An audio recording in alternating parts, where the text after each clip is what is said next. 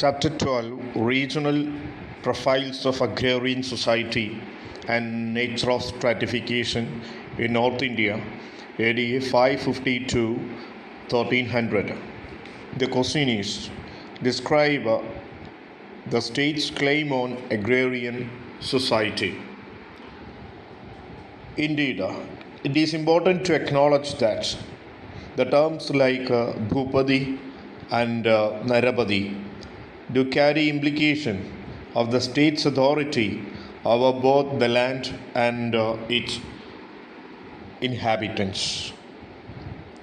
രാജാവിന് ഭൂപതി അല്ലെങ്കിൽ നരപതി എന്നുള്ള ഒരു പദത്തിലൂടെ സൂചിപ്പിക്കപ്പെടുന്നു എന്ന് നേരത്തെ നമ്മൾ പറഞ്ഞതാണ്.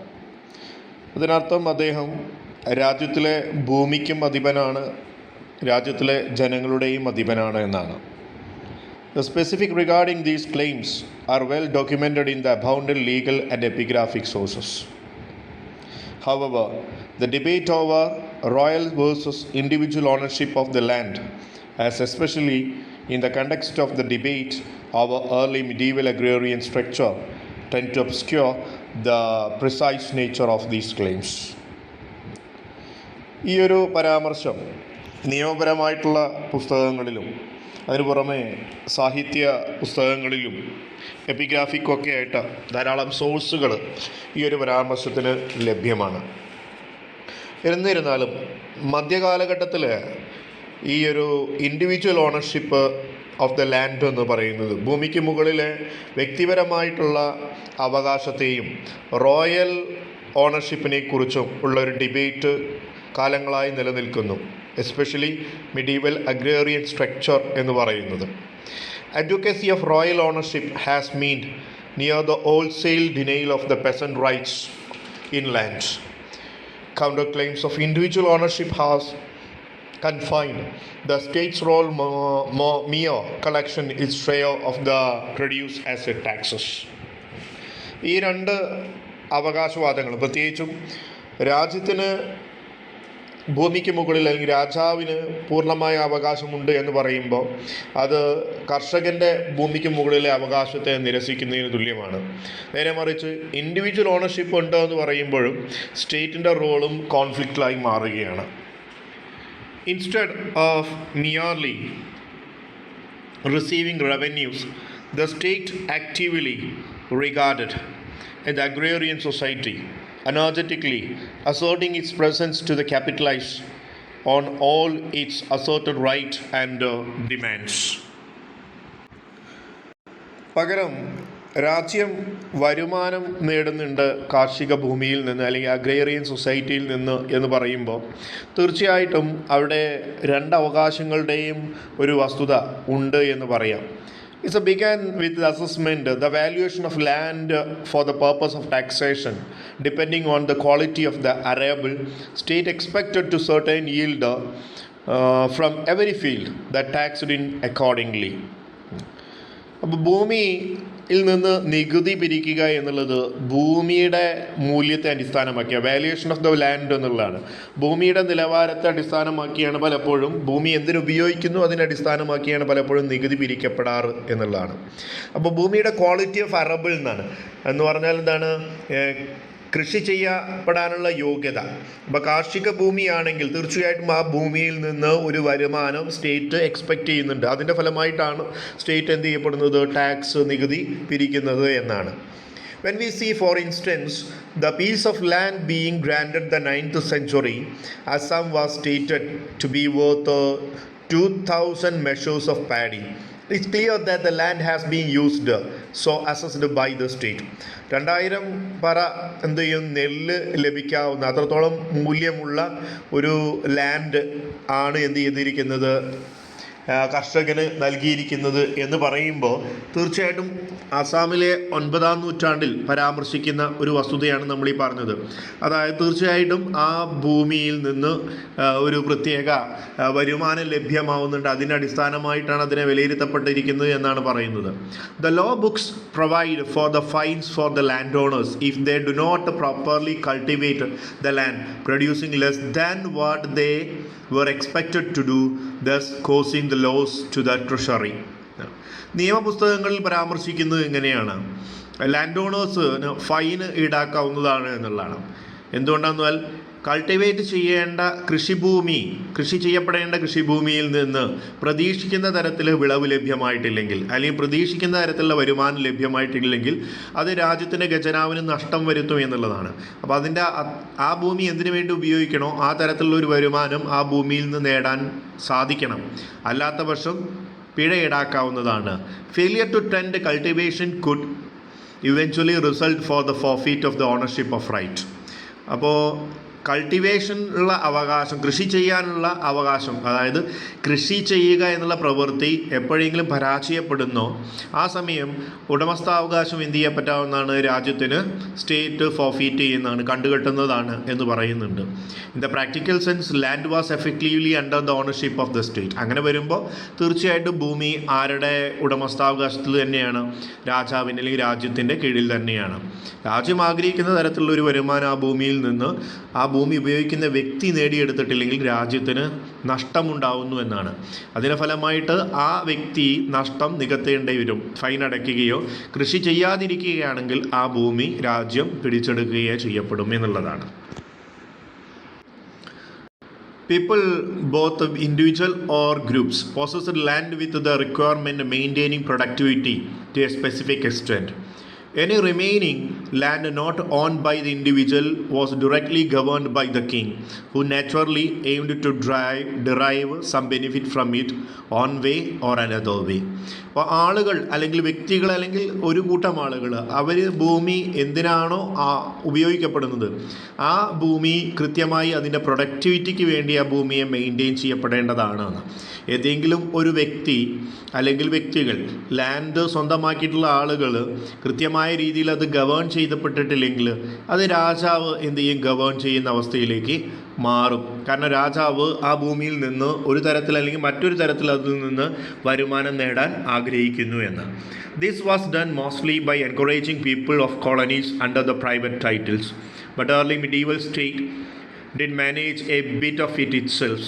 As we shall see presently, in virtue his general lordship of entirely territory of being Bhupadi, the king claimed a share of all kinds of produces on his land. അപ്പോൾ രാജാവിനെ ഭൂപതി എന്ന് വിളിക്കപ്പെടുന്നത് എന്താണ്? ലോഡ്ഷിപ്പ്, അദ്ദേഹത്തിന് മൊത്തം ഭൂമിയുടെ മുകളിൽ അദ്ദേഹത്തിന് എന്തുണ്ട്? അവകാശമുണ്ട് എന്നുള്ളതാണ്. അത് കാർഷിക വിളവ് എന്ന് പറയുന്നത് ഈ പറയുന്ന ഒരു വസ്തു മാത്രമല്ല, പലതരത്തിലുള്ള കാര്യങ്ങൾ അദ്ദേഹത്തിന് നേടിയെടുക്കാനുണ്ട് എന്നാണ്. The king claimed all kinds of produce on his land എന്നാണ്. ഭൂമിയിൽ ഉൽപ്പാദിപ്പിക്കപ്പെടുന്ന ഉണ്ടാകുന്ന എല്ലാത്തിൻ്റെ മുകളിലും അദ്ദേഹത്തിന് അവകാശമുണ്ട്. Just as it is just not the principal crops. അത് ധാന്യവിളവ് മാത്രമല്ല, fruits, roots, fuel, vegetables, oil, ghees and everything that grows beneath and above his land nothing could escape. In principle state demand. ഇപ്പോൾ രാജ്യത്തിന് അവകാശപ്പെട്ടതാണ് എന്തും. അത് ആ ഭൂമിയുടെ മുകളിൽ എന്തെല്ലാം കൃഷി ചെയ്യുന്നുണ്ടോ, ഉണ്ടാവുന്നുണ്ടോ, ഇൻക്ലൂഡിങ് ഫോറസ്റ്റ് വരെ എല്ലാത്തിൻ്റെ വിഭവത്തിൽ നിന്നും രാജ്യത്തിന് അവകാശപ്പെട്ടതാണെന്നാണ്.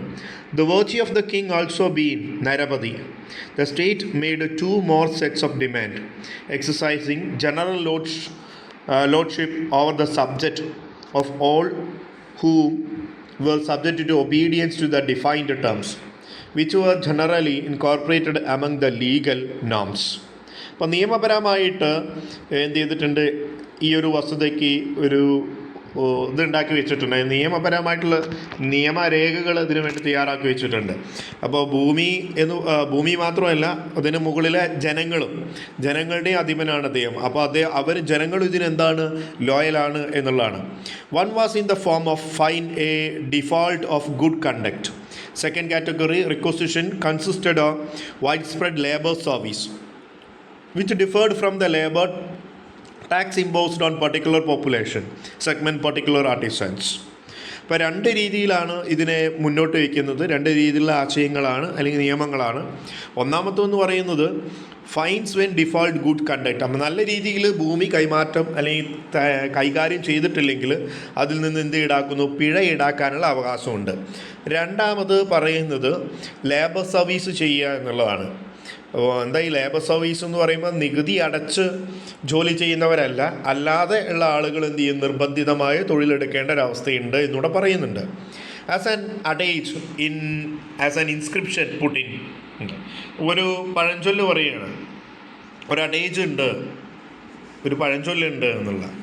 The king was enjoined not to confiscate the land properly maintained by good or honest people. അപ്പോൾ ഏതൊരു വ്യക്തി, ഒരു പക്ഷേ ഗുഡ് ആൻഡ് ഹോണസ്റ്റ്, സത്യസന്ധരും നല്ലവരുമായ ആളുകൾ അവരുടെ ഭൂമി കൈകാര്യം ചെയ്യുന്നുണ്ടെങ്കിൽ, നല്ല രീതിയിൽ പരിപാലിക്കുന്നുണ്ടെങ്കിൽ, ആ ഭൂമി ഒരിക്കലും രാജാവ് പിടിച്ചെടുക്കേണ്ടതല്ല, എന്നാൽ ഭൂമി ഒരിക്കലും രാജാവ് പിടിച്ചെടുക്കാൻ പാടില്ല. We know what is mean by the proper maintenance. ഈ പ്രോപ്പർ മെയിൻ്റനൻസ് എന്ന് പറഞ്ഞാൽ എന്താ, നമുക്കറിയാം, നല്ല രീതിയിൽ കൈകാര്യം ചെയ്യുക, ഭൂമി കൃഷിക്ക് വേണ്ടി ഉപയോഗിക്കപ്പെടുത്തുക എന്നൊക്കെയാണ്. But people who are also said to be a good honest, അപ്പോൾ നല്ലവരായിട്ടുള്ള സത്യസന്ധരായ മനുഷ്യരെന്ന് പറഞ്ഞല്ലോ, if they were found in deviating from proper behaviour, അല്ലേ, നല്ല പെരുമാറ്റമുള്ളവരായിരിക്കും, അതൊന്നും വ്യതിചലിക്കാത്തവരാണ് സത്യസന്ധരായ വ്യക്തികളാണ്. State would not generally take back the land, it would fine them in misconduct. അപ്പോൾ ഇങ്ങനെയുള്ള ആളുകളിൽ നിന്ന് ഭൂമി പിടിച്ചെടുക്കുകയല്ല ചെയ്യുന്നത്. കൃഷിയോ അങ്ങനെ മറ്റെന്തെങ്കിലുമൊക്കെ കുറഞ്ഞു പോയാൽ അവരുടെ എന്ത് ചെയ്യും, ഫൈൻ ഈടാക്കും, അവർക്ക് പിഴ നൽകും എന്നാണ് പറയുന്നത്.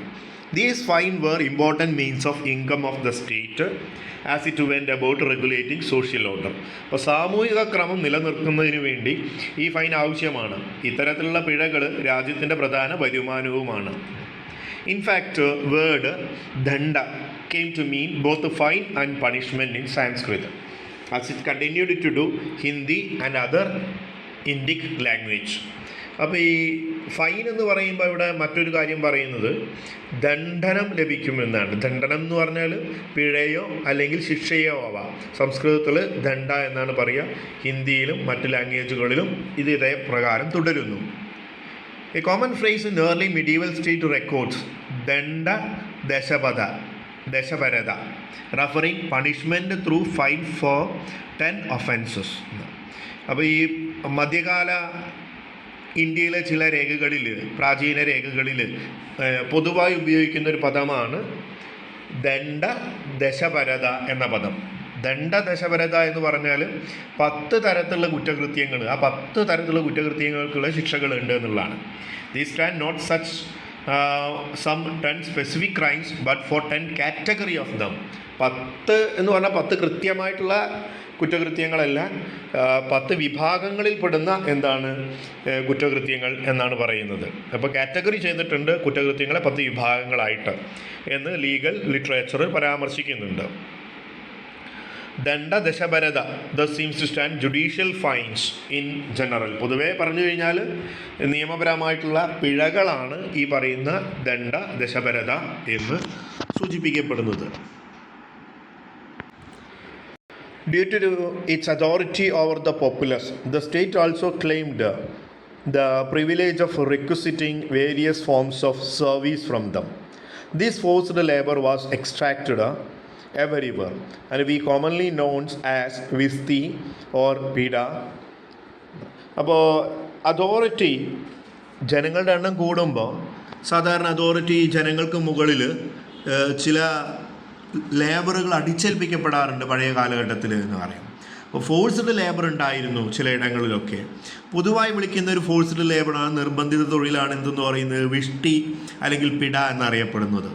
കശ്മീരിൽ ഓരോ പ്രദേശങ്ങളും ഓരോ രീതികളിലാണ് അറിയപ്പെട്ടിരുന്നത്. In Kashmir it was called